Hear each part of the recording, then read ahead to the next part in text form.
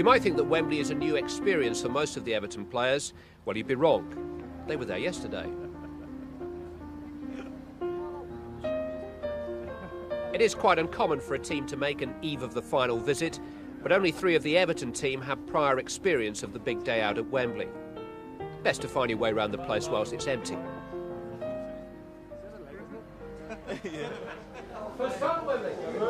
The obligatory stadium tour takes in a Wembley dressing room that Paul Rideout last visited 15 years ago. England schoolboys, and unfortunately we lost 4-3, but managed to get a hat-trick out of it.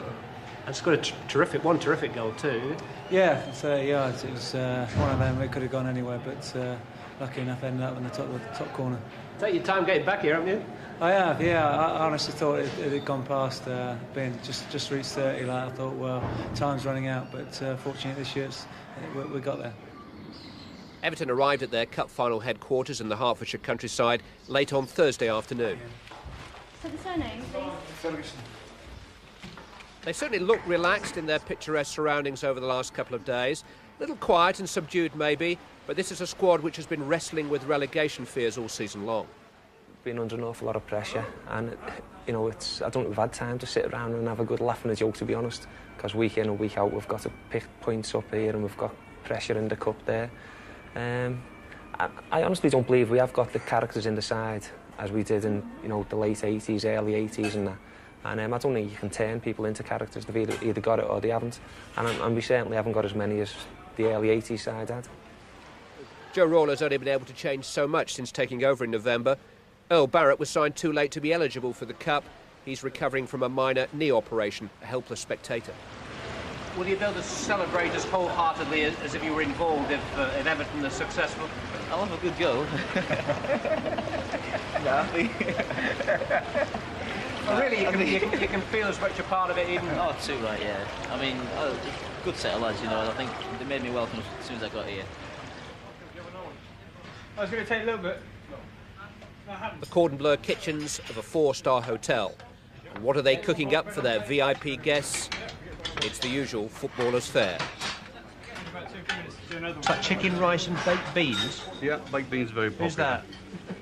We've got Mr. Southall. Neville Southall. Yeah. Who's the big eaters? Big eaters, Joe Parkinson. If it was an eating competition, we'd enter Joe and we'd win, no problem. The competition for places in today's starting lineup was decided during yesterday's wet final training session at the ground of non-league St Albans. I've rarely known Joe Rawle quite so guarded about his team selection, but it's 2 months now since Duncan Ferguson played a full game for Everton, and although the morning papers think he'll play, I think a substitute spot is the best that Ferguson can hope for. Daniel Amokachi, a sensation as a substitute in the semi-final, is likely to start the day on the bench too. In fact, I can't see Everton straying from the lineup that beat Spurs at Ellen Road last month and did it with a bit of style with the likes of Stewart and Limpar blossoming. We certainly did stifle Tottenham to start with, and then we scored 4 goals. Did those goals surprise people and the style of that victory? Did that surprise a lot of people? They didn't surprise me. Really? No. Is that the best they've played for you, though? That's the best we've played this year, yeah. Anders Limpar's down is over from Sweden. Each year, the cup final has a more and more international feel. Evidence of its global appeal is that Limpar's teammate Daniel Amokachi used to watch it live on television in his native Africa. Today, half of Nigeria will sit down to watch him.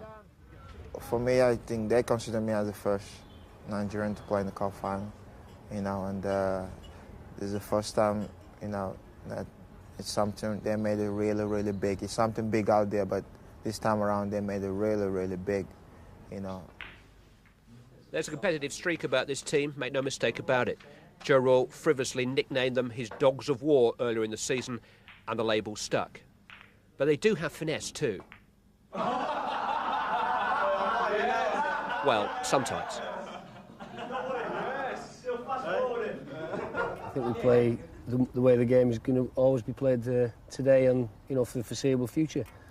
Quickly, quite aggressively, but with flair at the right time, if possible. I woke this morning to see my paper and to see that Manchester United were going to have to match our physical qualities, and